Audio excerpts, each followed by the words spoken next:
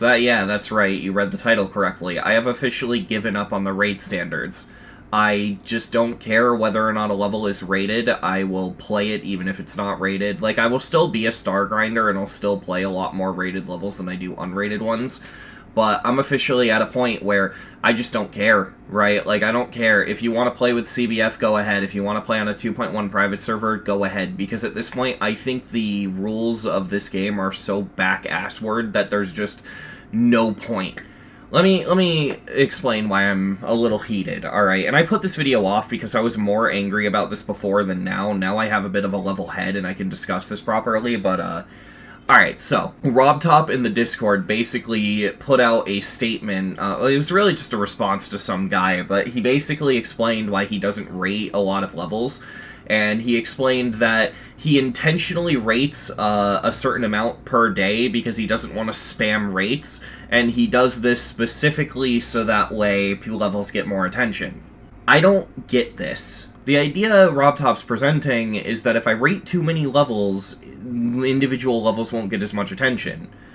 But I genuinely don't think that's the case. GD isn't an underground game with, like, a small community. This game has blossomed to the point where RobTop on YouTube has more subscribers than the Minecraft YouTube. It's kind of stupid to act like this game is small, and at the very least, when you compare it to rhythm game communities, this game is massive. If you look at literally any other rhythm game that has a custom charting scene, even if they don't have a ranking system at all, there is always going to be at least one upload that gets views of that chart on YouTube.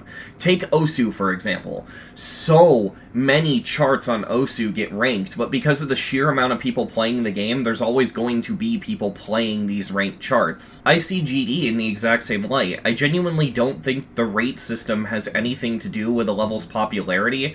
I think it literally just comes down to whether or not people decide to play a level.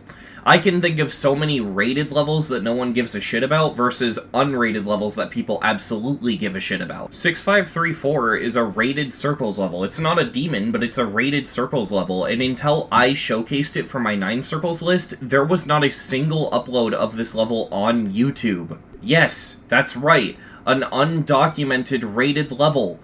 And then you compare that to Centipede, which is still not rated for some reason. What mainly bothers me about this is that people have been complaining, myself included, for a long time about how dog shit the rate standards are. It's basically what kickstarted my career. After like 6 years of making content, my video on the rate standards was the thing that got my channel to blow up.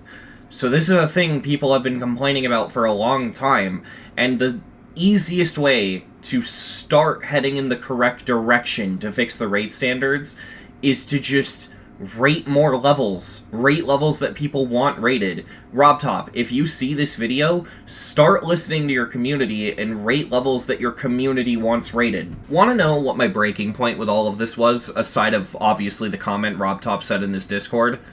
The breaking point for me was when a level called E-Tron got rated. This is a classic 1.9 auto level that is gameplay focused, so this isn't like a movie auto or anything like that. This is a traditional auto level, and it just straight up looks like it's from 1.9. But it has spider orbs and ends with a proper end trigger from 2.2. This is a rated 2.2 circles level. So tell me why this got rated and something like Centipede doesn't. As much as I respect RobTop as a dev, I hate to say it, but my trust in him when it comes to the rate standards has just plummeted to an all-time low. It genuinely, like, you cannot reliably use the rate standards to assume whether or not a level is high quality or not. If you only beat unrated levels, you'd be just as well off if you only beat rated levels. I can think of levels from 1.9 that still hold up today that are not rated. It's just funny at this point that, like, you could probably write an entire book out of just nothing but the names of levels that people have wanted rated for years. Like, why? Why do you just not rate these levels? Is it so harmful for your game to give them a goddamn star rate? You guys know how I dislike Tidal Wave, right? And how I've gone and made an entire review tearing into Tidal Wave. Well, even if you disagree with that review and you like Tidal Wave, you have to at least agree that it's Oni Link's worst. Even if you think it's a good level, he's just, in general, outdone himself.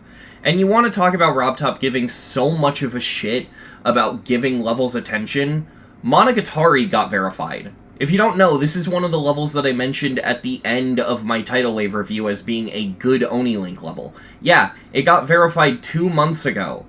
The verification video is still sitting at under 1,000 views. This is especially frustrating to me considering I recently started a series called Levels That Should Be Rated.